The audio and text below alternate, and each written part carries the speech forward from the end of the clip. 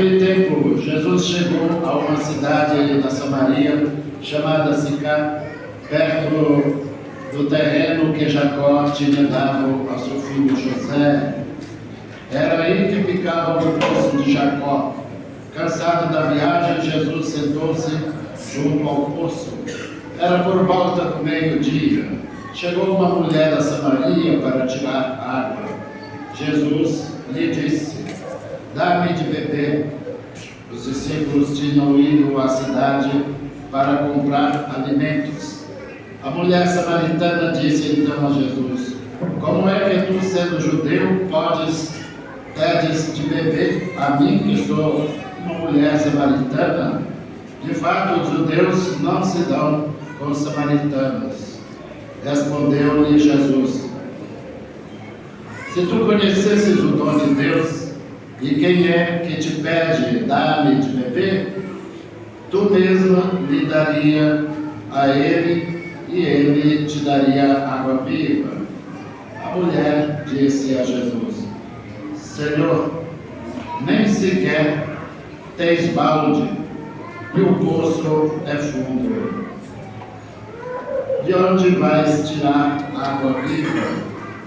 Por acaso és maior que nosso pai Jacó, que nos deu o poço e que dele bebeu, como também seus filhos e seus animais?" Respondeu-lhe Jesus: "Todo aquele que bebe desta água terá sede de novo. Mas quem beber da água que eu lhe darei, esse nunca mais terá sede. E a água que eu lhe darei tornará nele uma fonte de água que jorra para a vida eterna."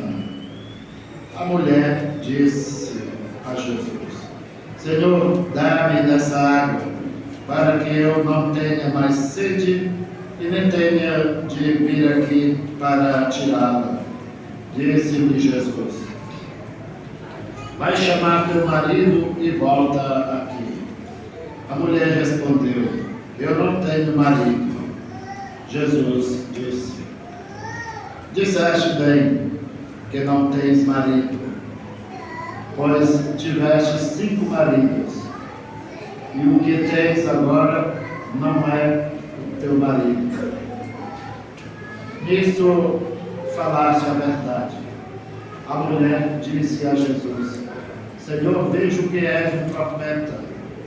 Os nossos pais adoraram neste monte, mas vós dizeis que em Jerusalém é que se deve adorar." Disse-lhe Jesus: "Acredita-me, mulher, está chegando a hora em que nem neste monte, nem em Jerusalém adorareis ao Pai. Vós adorais o que não conheceis, nós adoramos o que conhecemos, pois a salvação vem dos judeus. Mas está chegando a hora, e agora, em que os verdadeiros adoradores adorarão o Pai em espírito e verdade. De fato, estes são os adoradores que o Pai procura. Deus é espírito, e aqueles que o adoram devem adorá-lo em espírito e verdade." A mulher disse a Jesus: "Sei que o Messias, que se chama Cristo, vai chegar. Quando ele vier, vai nos fazer conhecer todas as coisas." Disse-lhe Jesus: "Sou eu que estou falando contigo." Nesse momento, chegaram os discípulos e ficaram admirados de ver Jesus falando com a mulher. Mas ninguém perguntou: "Que desejas?" ou "Por que falas com ela?"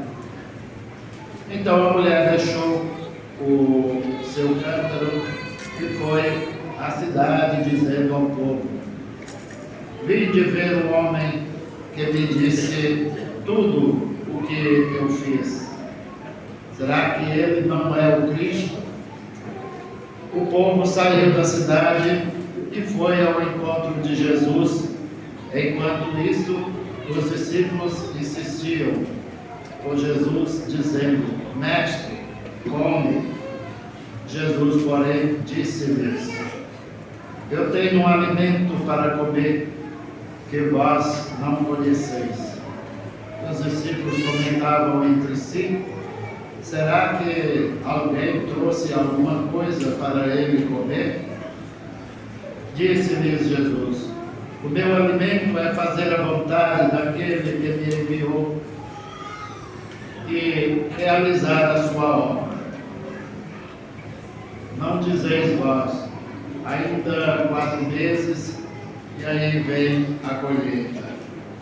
Pois eu vos digo: levantai os olhos e vede os campos, eles estão dourados para a colheita. O ceifeiro já está ceifando o salário e recolhe frutos para a vida eterna. Assim, o que semeais se alegra junto com o que colhe. O que semeia se alegra junto com o que colhe. Pois é verdade o provérbio que diz: um é o que semeia e outro o que colhe. Eu vos enviei para colher aquilo que não trabalhaste. Outros trabalham e vós entrastes no trabalho deles. Muitos samaritanos daquela cidade abraçaram a fé em Jesus por causa da palavra da mulher que testemunhava: Ele me disse tudo o que eu fiz. Por isso os samaritanos vieram ao encontro de Jesus e pediram que permanecesse com eles. Jesus permaneceu aí 2 dias. E muitos outros creram por causa da sua palavra e disseram à mulher: já não cremos por causa das tuas palavras, pois nós mesmos ouvimos e sabemos que este é verdadeiramente o Salvador do mundo. Palavra da salvação. Glória a Deus, Senhor.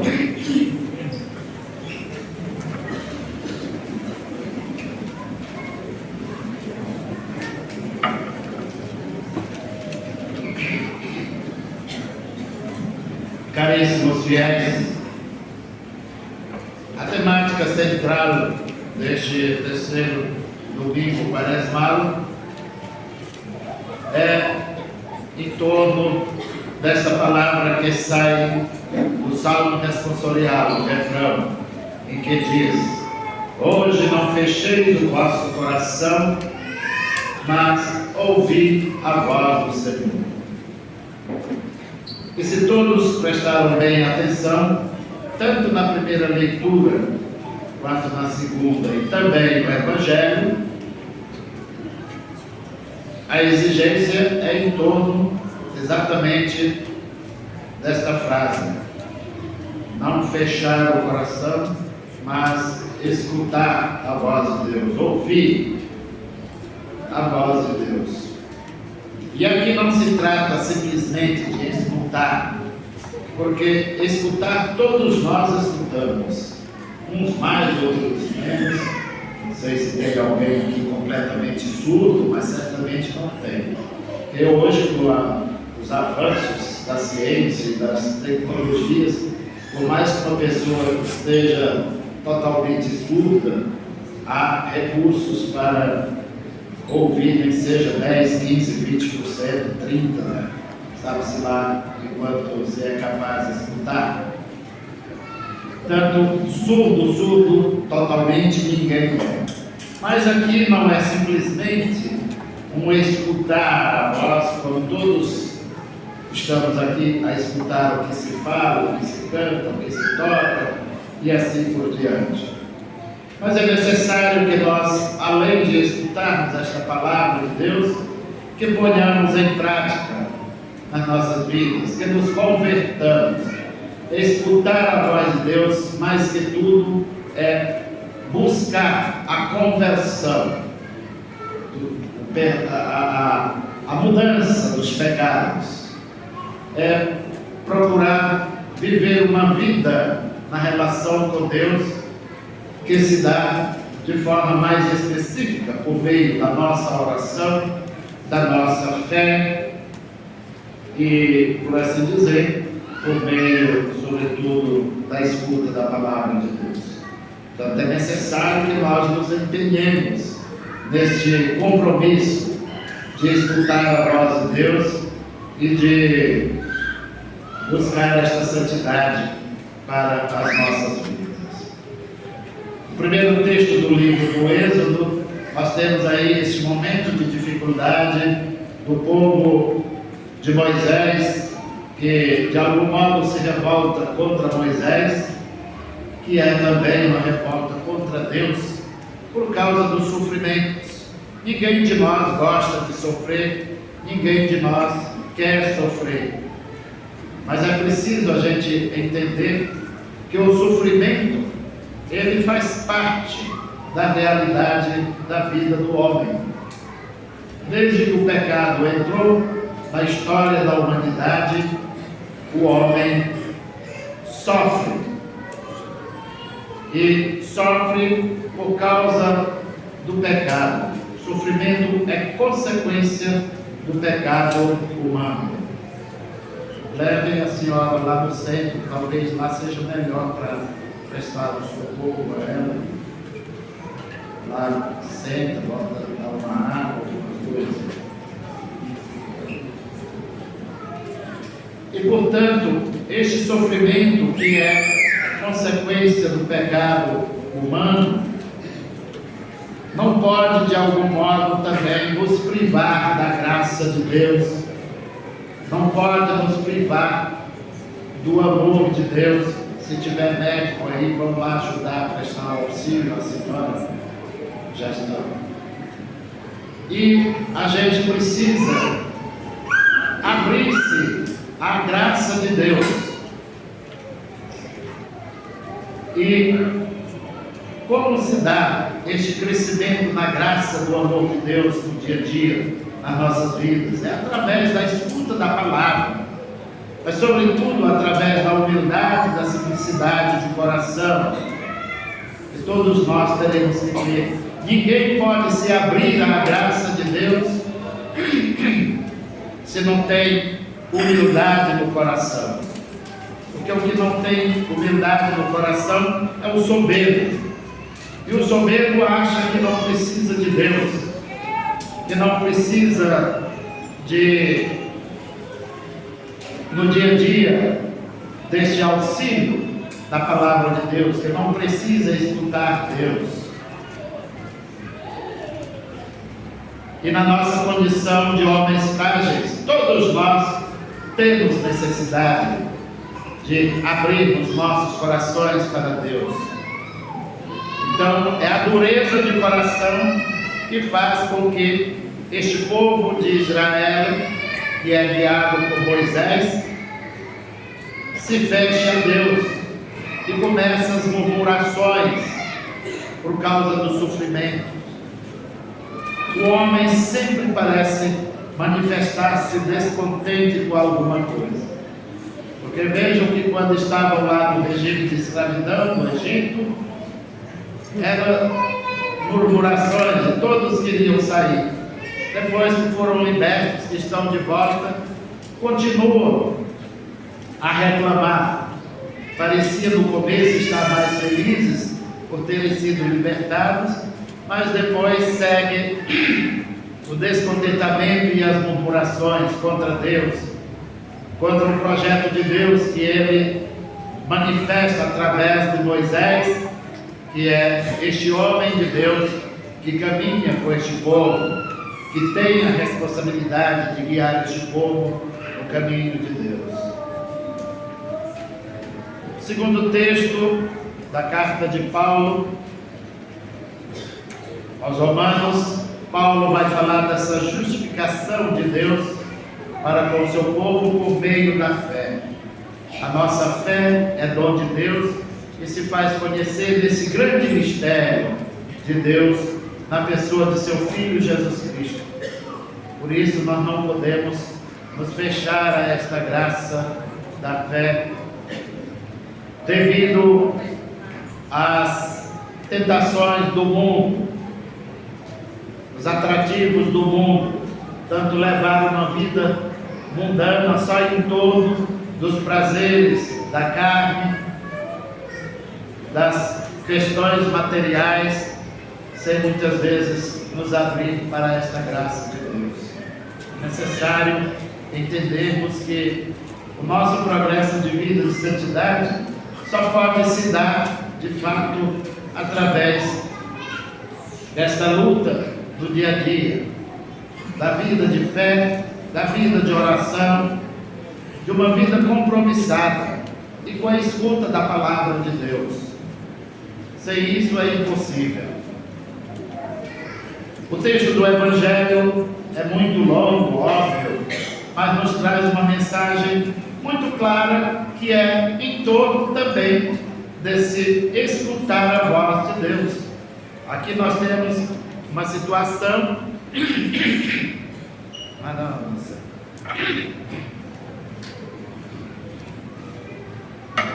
que é do drama dos judeus contra esse povo, que era considerado como um povo de segunda categoria, o povo samaritano. Então os judeus não gostavam dos samaritanos, não se misturavam. E ali está a passar Jesus, sente cansaço, porque, como já temos dito outras vezes, Jesus é de natureza divina, mas também de natureza humana, o que quer dizer que, enquanto natureza humana, sente cansaço, sente vontade, sente até, como em alguns momentos demonstrou, sentimento de raiva por coisas erradas. E Jesus está cansado, se senta ali às margens do poço de Jacó, quer tomar água, mas na verdade ele quer ensinar outras coisas, que não é simplesmente manifestar sede, desejo de matar a sede. Começa um diálogo com a samaritana.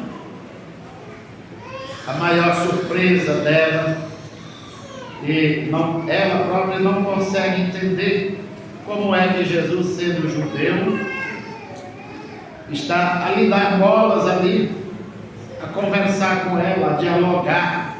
É algo interessante. Essa atitude de Jesus, ele manifesta de fato algo que vai muito além dessas rixas, dessas normas de judeus e desse outro povo que não se dá, e entra ali a palavra de acolhimento, o sentido de respeito pelo outro, de entender que ninguém é melhor que ninguém, e ninguém tem direito de estar a julgar os outros por aquilo que o outro é, ou que os outros são. E por isso, nesse diálogo, ele se faz conhecer e atrai para o mistério de Deus com o seu testemunho, com o seu conhecimento, não só essa mulher, mas há muitos outros samaritanos e há muitos outros que vieram porque passaram a conhecê-lo por causa daquilo que ele representou ali diante da mulher. A mulher fica admirada sobretudo porque quem falou da sua vida para ele, para que ele soubesse que ela tinha 5 maridos. Tanto a mulher que já tinha tido 5 maridos devia ser uma pessoa promíscua, que não tinha muito respeito, como o homem também, que tem não sei quantas mulheres, ou que já teve, dependendo, claro, cada situação é uma situação. Eu conheço caso que a pessoa já viu 3 vezes, casou 3 vezes. Eu já disse para ele que a próxima vez é eu que vai. Não é mulher. Quando é viuvez, tudo bem, mas nesse caso parecia que não era viuvez, não é? Portanto, tratava-se de uma situação diferenciada, porque ela se assustou com o que Jesus disse a respeito. Tu tivestes 5 maridos, nenhum deles é teu, nem esse é agora. Jesus faz esta diferenciação com essas frases em relação a essa vida mundana e a vida eterna. E lá ninguém vai pertencer a ninguém. Portanto, aproveita as esposas de vocês no convívio hoje e as esposas e os maridos, porque no futuro ninguém é de ninguém. Mas não é que vai ter vida promíscua. É uma vida santa diante de Deus. Não haverá casamento, não haverá nada, separação, nada. Então, com isso, Jesus chama a atenção desta mulher para uma vida nova, quando fala desta realidade da água viva que se dá nele. E assim sendo, a mulher passa a compreender quem é Jesus e o que ele pode representar para ela. Este momento é um momento de graça, onde, quando a gente tem esta possibilidade de escutar o outro, haver mudança. Isso se dá com relação à conversão, de forma direta com a figura de Jesus, mas na nossa relação também de uns para com os outros. Quando nós somos capazes de escutar uns aos outros, de dialogarmos, sobretudo no que diz respeito aos conflitos, às fragilidades existentes entre nós, e onde há abertura para o perdão e para a misericórdia, as coisas mudam. Porque uma mulher que, além de ser samaritana, que aos olhos dos judeus era um tipo de gente que não tinha nenhum tipo de valor, era uma mulher diferenciada, mas se disponibiliza mediante o diálogo com o Senhor